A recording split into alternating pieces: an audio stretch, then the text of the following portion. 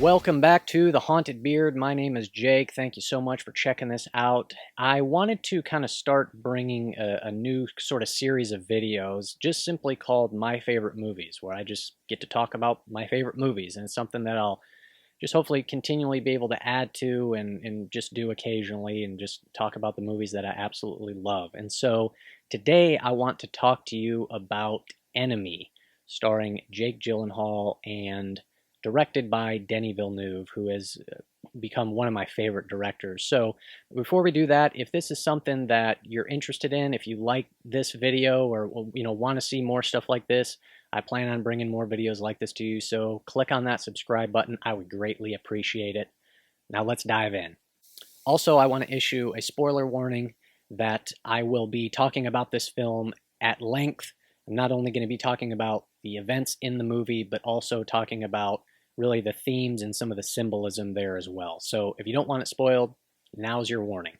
Now, Enemy tells the story of a college professor who one night he's watching a movie, happens to come upon his exact lookalike or doppelganger, and he decides to seek him out. And when their paths finally cross, things get very strange and eerie and weird, and it makes for one heck of an interesting movie that I absolutely love. Now, this film isn't explicitly a horror film, although I think it contains some horror elements, but I think it's more of a psychological thriller and perhaps more accurately a psychological mystery. Probably my favorite aspect of this movie is just simply in its presentation. You know, the vast majority of movies that we watch, you interpret the events on screen in a very literal and straightforward way. You know, what you see is what you get. But this is not one of those movies. Instead of interpreting things literally, you're meant to understand them more symbolically and metaphorically and artistically. Not everything makes logical sense, but that's not really the point. This film operates in what I like to call pure creative space. And that is where, like, quite literally anything can happen. And it just makes things so much more interesting and intriguing and exciting that you're just along for this ride. And at any point, any sort of possible conceivable thing could happen, because it doesn't, again, necessarily have to make logic, because that's not really the realm we're occupied in. It's more of not having to interpret things in a very straightforward way, but you're more interpreting things abstractly. And that is something that I think is so fascinating about this movie. Things aren't meant to be interpreted as we perceive them. And it's this presentation that I think makes this such a compelling mystery and an interesting puzzle. And for me personally, the element of mystery is the most exciting and engaging and effective aspect of not only this movie, but really the other films of mine that are my personal favorites. I want to talk a little bit about the technical aspects of this movie and how on a technical level, what I find so appealing and great about it. And then I also want to talk about sort of the subtext and some of the themes that it's dealing with as well, and why I find those so fascinating. I think the cinematography in this movie is great. Right off the bat, it's very noticeable. The entire film has a very yellow tint to it. And the color yellow is often associated with sickness or illness or danger. And I think once you kind of delve deeper into the themes of the film, that is a creative choice that makes a lot of sense. Really, I think this is a movie about somebody who is sick and in sort of a dangerous position. The score of this film, I think, works very well. It's very kind of minimal and reserved, and it just really helps contribute to the overall atmosphere and sort of creepy and unsettling vibe of the film. Another technical aspect that I like here is just in the editing and the overall slower pacing of this film. Specifically for a thriller, you would probably expect it to be faster paced, but I think the slower pacing is a great choice. It really allows you to kind of savor the atmosphere and the creepy and eerie vibe. I think it allows you to become more absorbed and engrossed in the mystery of this, and so I love how this film is paced. I also think the writing in this film is fantastic. There is minimal dialogue in a lot of what is presented to us, and the information that is conveyed to us is done visually. There's no exposition in this movie. There's never a point in time during this film where the director and the screenwriter kind of sit us down as the audience and explain everything that's going on and how we're supposed to interpret and understand things. There's no spoon feeding the audience. It treats us as mature. It asks us to watch closely and think and pay attention. And I love that we as the audience don't learn anything before or beyond when the characters learn them. We are seeing this film through Jake Gyllenhaal's eyes, at least one of his characters, the character of Adam. And as he is pursuing his doppelganger, we are just as confused, perplexed, and mystified as he is, and that makes for a very compelling watch. After the title and credits sequence, we are given just a very brief intro. We see Gyllenhaal sitting in his car, listening to a voicemail message from his mom, and then we cut to the first sort of real establishing scene. And this is just, I think, a fantastic way to open the film, as it just immediately sets such an eerie and mysterious vibe. This is the scene where Gyllenhaal is in a room where some sort of erotic activity is going on amongst a group of men who are watching these women. This woman sets down this platter, pulls off the cover, and of course we get the spider. And it's just such a great way to introduce this movie. It adds just, again, so much mystery and intrigue. And just the last possible thing we could have expected when that lady lifts the cover off of that platter is a spider. And obviously the spider is sort of the main visual motif that appears multiple times throughout the film. But I just love this scene. Just in a couple minutes, it really does well just at kind of establishing just sort of the mood and the atmosphere, and it just kind of grabs my attention. It makes me, what in the world is going on here? And it's just like right from here, man, I am fully on board for this thing. I am fully invested, and I can't wait to take the ride that this thing is going to take me on. Now, if you're watching closely in this scene, you'll see that Gyllenhaal's character in this scene has a wedding ring on. Then we cut to the next Gyllenhaal who doesn't. So we're able to differentiate that these two are different. We're introduced to Professor Gyllenhaal.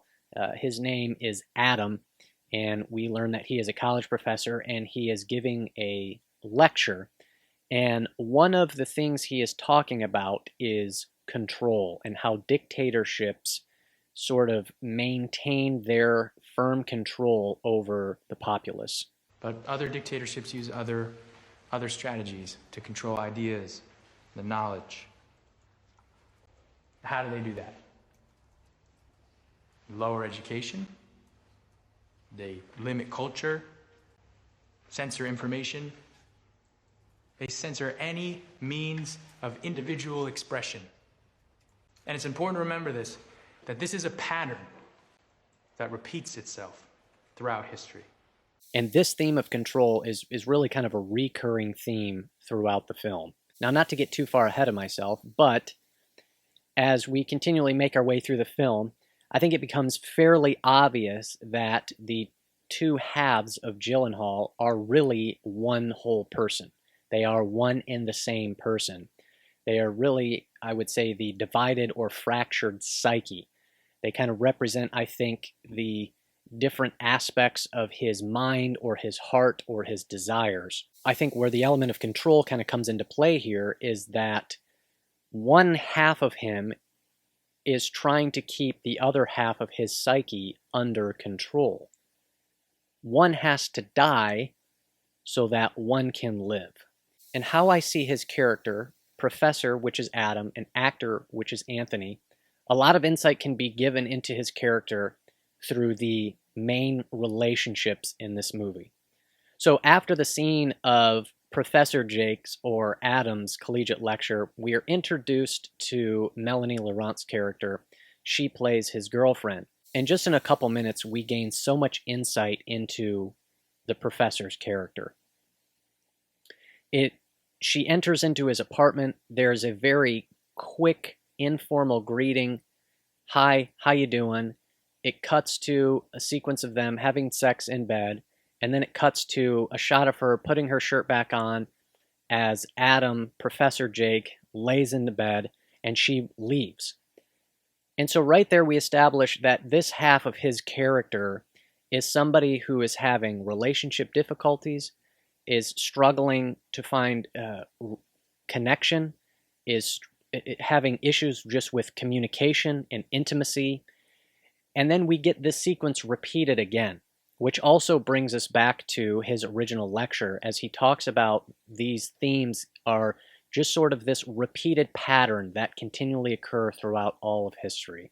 And I think we can relate that directly to the issues that he's having with his relationship.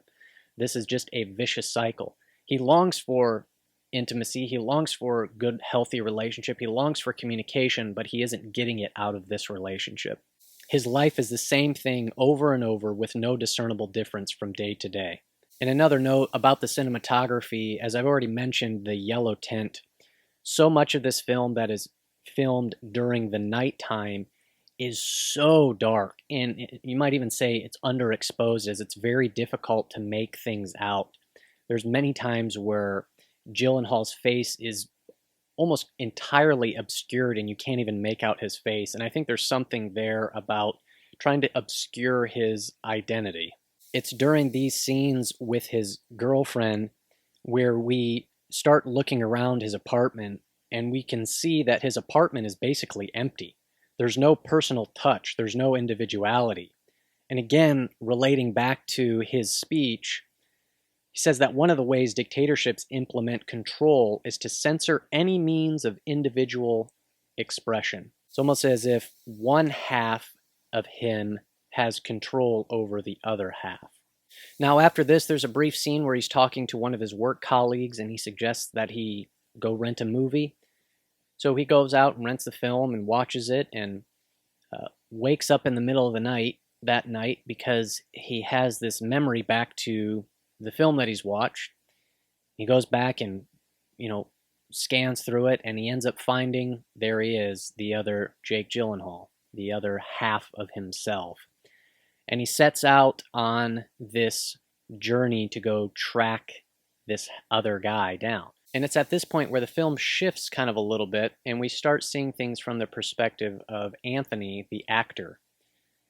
His wife is played by Sarah Gadon, and we understand that they are having some relationship issues too.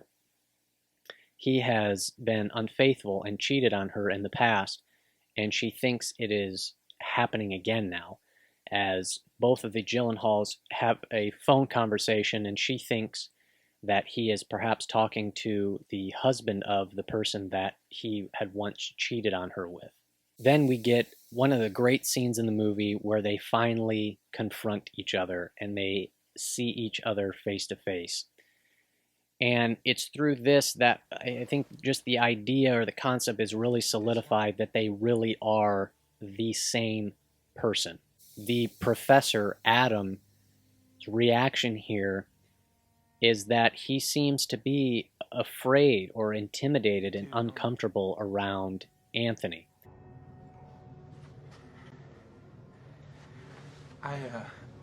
When's your birthday? This is a bad idea.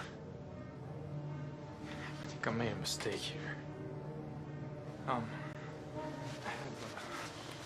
have this. I went to the company that represents you, and they gave that to me.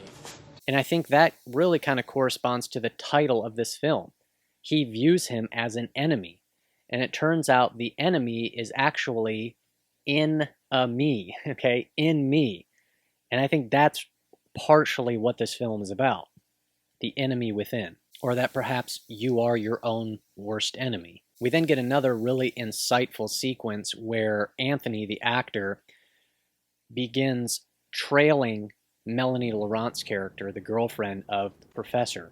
And I really like kind of the sort of voyeuristic aspect to this. He's following her, he's spying on her, and she doesn't know. And there's something so fascinating just about that sort of voyeuristic aspect. One of my other favorite films is Rear Window, which is predominantly filled with sort of that voyeurism. There's just something about just watching people that is just interesting.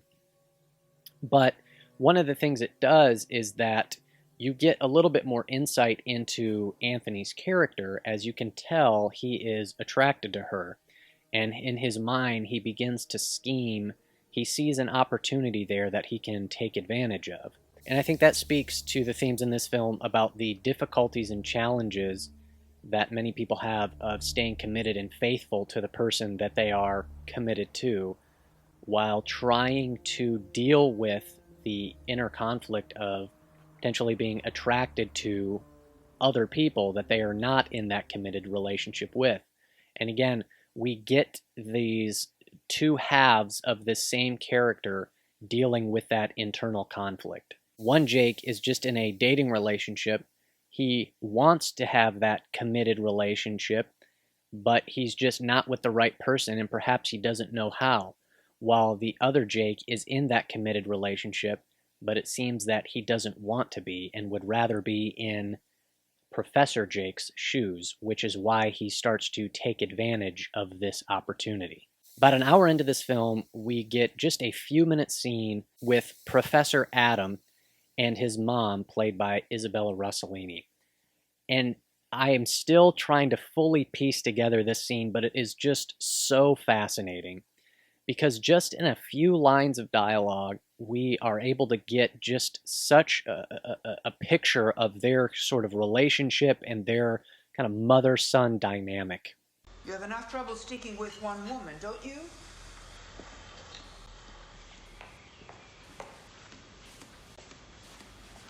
Here. I don't like blueberries. Of course you do. And they're good for you. I am going to pretend I never heard a word of what you just told me. I just wanted your advice. You don't want advice. I don't want to hear any more about this. Where he is telling his mom about the fact that he has met his doppelganger and that they are exactly the same. And she kind of just shuts him down and says, I don't want to hear any more about this. And sort of like there's this kind of, neglect that their relationship is not very healthy, that there is sort of this communication barrier there. She isn't really, at least she doesn't seem to really want to listen or really care about his issues. And then she says three things that are just very interesting that correspond to other things that have happened in the film up to this point. The first thing she mentions is his nice and beautiful apartment. And that corresponds to the very first scene in this movie, where there's just a shot of Gyllenhaal sitting in his car listening to a voice recording from his mom on the phone, and she talks about how his apartment is not a nice place, and she can't believe he's living in an apartment like that. So there's this kind of contradiction. Then she gives him a little bowl of blueberries, which he responds, "I don't like blueberries." And she says, "Yes, you do." Well, previously in the film, we learned that Anthony, the actor Jake, likes blueberries, but this side doesn't.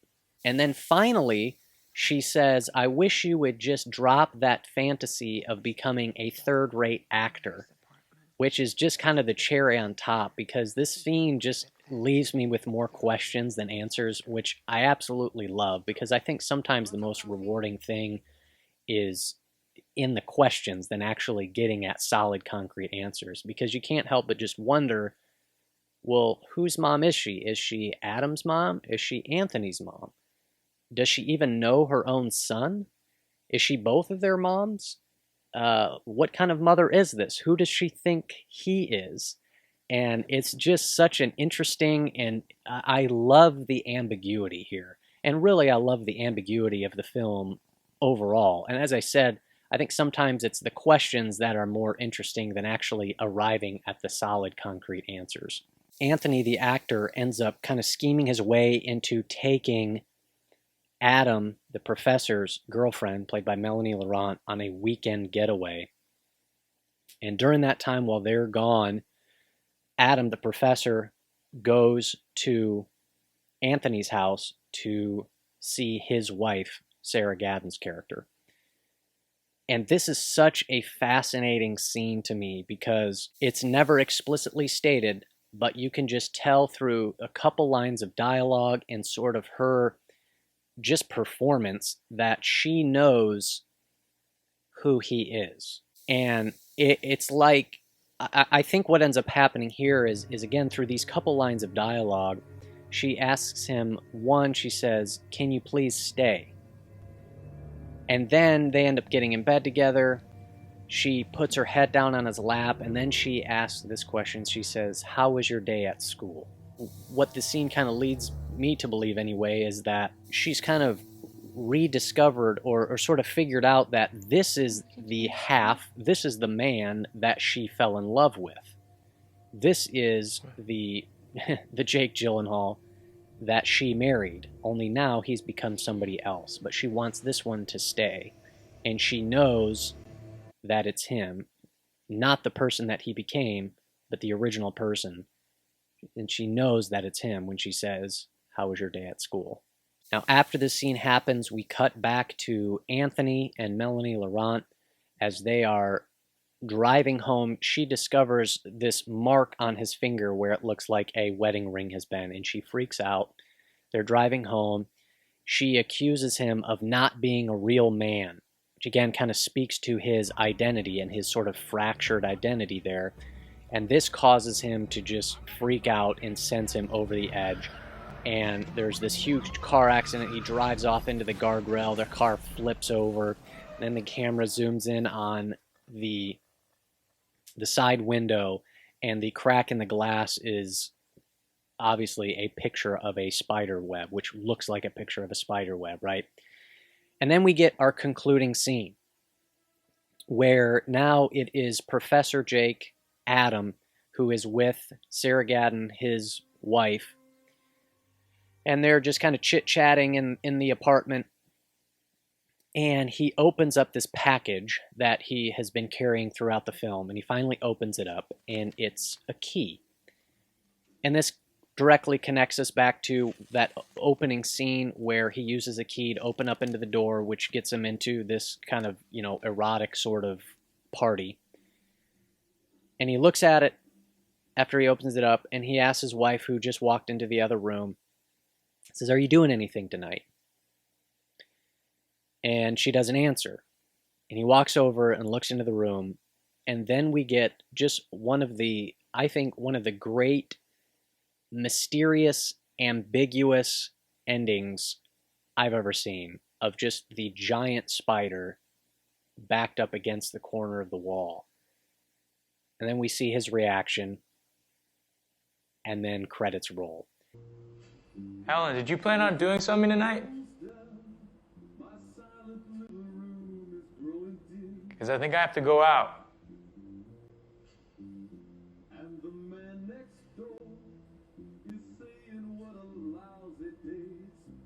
Helen?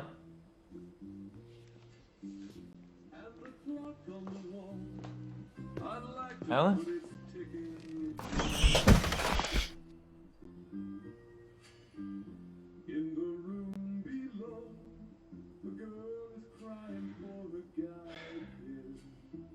And it's just this, I think it's just such a perfectly frightening and mysterious and, again, ambiguous ending. I just absolutely love it. And I want to get into kind of talking about the spider, because it's interesting that the spider reappears after he opens that key, and he looks at it, and it seems that those old patterns are getting ready to come rushing back in, that he is going to go back to the thing that he went to before. I don't have really a concrete answer. I have a couple kind of guesses and some thoughts on what I think the spider represents. I think perhaps in some way the spider represents his lie, and his lie of trying to cover up his unfaithfulness, and at least how they present him with the key, seeming that he's going to go back to those old extramarital kind of activities and habits that he had before, that he's going to be trying to cover up that lie again.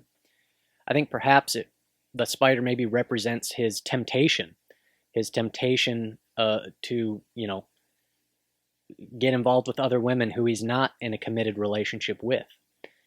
I think perhaps just the spider represents maybe women in general, is kind of symbolic of his issues and difficulties and challenges with women and with his relationships. Interestingly enough, I just learned about this sculpture in Canada, this is a Canadian production, is called Maman. And the sculpture is of a spider.